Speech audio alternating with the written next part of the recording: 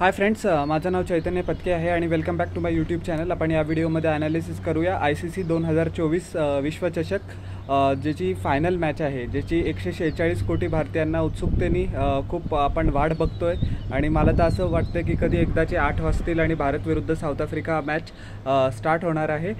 केन्झिंग्टन ओव्हलला बार्बेडॉसमध्ये ही match होणार आहे।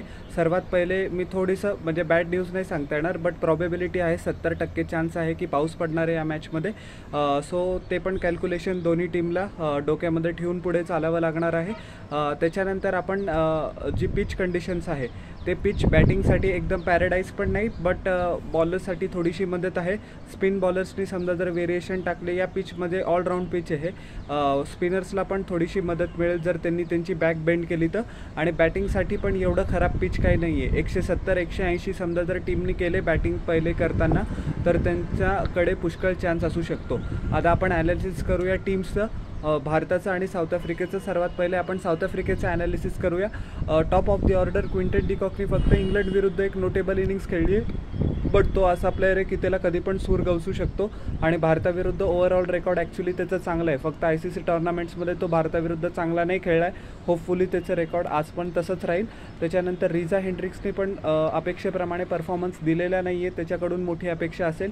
Captain Aiden मार्क्रमनी पण काय म्हणतात त्याला की 1-2 इनिंग्स चांगल्या स्टेबिलिटीच्या खेळला आहे, बट एक बिग नॉक त्याला आत्तापर्यंत खेळता आली नाही आहे। हेनरिक क्लासनकडनं मिडल ऑर्डरमध्ये कायम अपेक्षा असतात। डेव्हिड मिलरचा फॉर्म एकदम एक्सेप्शनल आहे या टॉर्नामेंटमध्ये। ही साऊथ आफ्रिकेची जमेची बाजू आहे।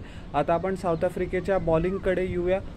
मार्को यान्सननी सेमीफायनल अफगाणिस्तान विरुद्ध खूप उत्कृष्ट प्रदर्शन केलं। त्याला चांगला स्विंग भेटतो, दोन्ही वेळेस तो बॉल स्विंग करू शकतो। त्याची हाईट चांगली आहे, 140च्या वर त्याची स्पीड असते। सो भारताला थोडंसं हे राहावं लागेल, सावध राहावं लागेल। आयनरिक नोर्खे आणि कगिसो रबाडा हे जे दोन पेस बॉलिंग स्टॉलवर्ट्स आहे, 145पेक्षा जास्त दोघं बॉलिंग करू शकतात आणि काय म्हणतात त्याला की हाच सगळ्यात मोठा थ्रेट असेल की हे या दोघांना कसे निगेट करतात। कारण समजा जर आपण रबाडा आणि नोर्खेला चांगल्या पद्धतीने खेळलं तर आपण इझिली समजा आपली पहिली बॅटिंग जरी आली तरी 170 ते 175 धावांचं टार्गेट आरामात देऊ शकतो। स्पिनर्समध्ये ताब्रेज शमशी एकदम उत्कृष्ट फॉर्ममध्ये आहे, बट भारताविरुद्ध तो काही खास हिस्टॉरिकली जलवा दाखवता आलेला नाही आहे। इंडियन बॅट्समनला एडन मार्क्रम म्हणा, ताब्रेज शमशी म्हणा आणि केशव महाराज पण म्हणा, तो काय पार्ट टायमर नाही आहे, बट स्पिनर्स विरुद्ध जरा जास्त ॲग्रेसिव्ह व्हावं लागेल। सेमीफायनलमध्ये लियम लिव्हिंगस्टनला आपण आय थिंक सो फक्त 7च्या इकॉनॉमी रेटच्या खाली आपण बॉलिंग करू दिली, की जे एकदम अनएक्सेप्टेबल आहे। सो फास्ट बॉलिंग तर आपल्याला चांगली खेळायचीच आहे, स्पिनर्स विरुद्ध पण आपल्या बॅटिंगला उत्कृष्ट खेळ करावा लागेल आणि स्ट्राईक रेट सगळ्यात महत्त्वाचं म्हणजे जास्त ठेवावा लागेल। इंटेंट आपल्याला दाखवणं गरजेचं आहे। आता आपण आपल्या टीम इंडियाचे ॲनालिसिस करूया। टीम इंडियाचे बॉलर्स एकदम एक्सेप्शनल आहे। अर्शदीप सिंग या वर्ल्ड कपमध्ये टॉप फॉर्मला आहे। डेथ ओव्हर्समध्ये पण त्याची बॉलिंग लीप अँड बाउन्सनी इम्प्रूव्ह झालेली आहे। त्याच्यानंतर टॉप ऑफ द ऑर्डर पण तो कन्सिस्टंटली विकेट घेतो आहे। जसप्रीत बुमराह सध्या पॉवर प्लेमध्ये 2 ओव्हर टाकतो, मिडल ओव्हर्समध्ये 1 टाकतो आणि शेवटी 1 टाकतो। कॅप्टन रोहित शर्मा त्याला गरजेनुसार वापरतो आहे। सो त्याची जी ॲबिलिटी आहे ती वर्ल्ड क्लास आहे, आपण ओव्हर ॲनालिसिस करायची त्याच्यावर गरज नाही। भारतीयांना उमेद असेल की पूर्ण टुर्नामेंट तो एकदम शायनिंग स्टारसारखा खेळला आहे, जरी स्पिनर्सनी डॉमिनेट केलं आहे या मॅचमध्ये पण तो त्याची एक्सेप्शनल स्किल 4ला आणेल। त्याच्यानंतर कुलदीप यादव तर रेव्हेलेशनच बनला आहे मिडल ऑर्डर, काय म्हणतात मिडल ओव्हर्समध्ये टीम इंडियासाठी। 3 विकेट तो कॉन्स्टंटली विकेट पण घेतो आणि रनांवर पण अंकुश करतो आहे। जडेजाला बॉलिंगमध्ये अपेक्षेप्रमाणे कामगिरी करता आली नाही आहे, बट तो कधी पण चांगला परफॉर्मन्स देऊ शकतो। अक्षर पटेलनी तर man of the match performance केला। पॉवर प्लेमध्ये पण त्यांनी उत्कृष्ट बॉलिंग केली, जेणेकरून बटलरचे आपण विकेट घेतली आणि त्याच्यानंतर इंग्लंड एकदम कोलॅप्सच होऊन गेली।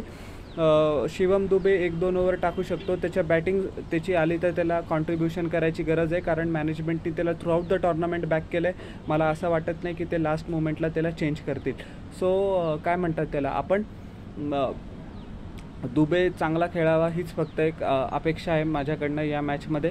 आता बॅटिंगचं ॲनालिसिस करूया। आता Hardik Pandya lower down the order खूप चांगले लस्टी ब्लोज लावतो आहे, त्याचा फॉर्म उत्कृष्ट आहे, एक्सेप्शनल आहे। शिवम दुबेचं तर मी बोललंच।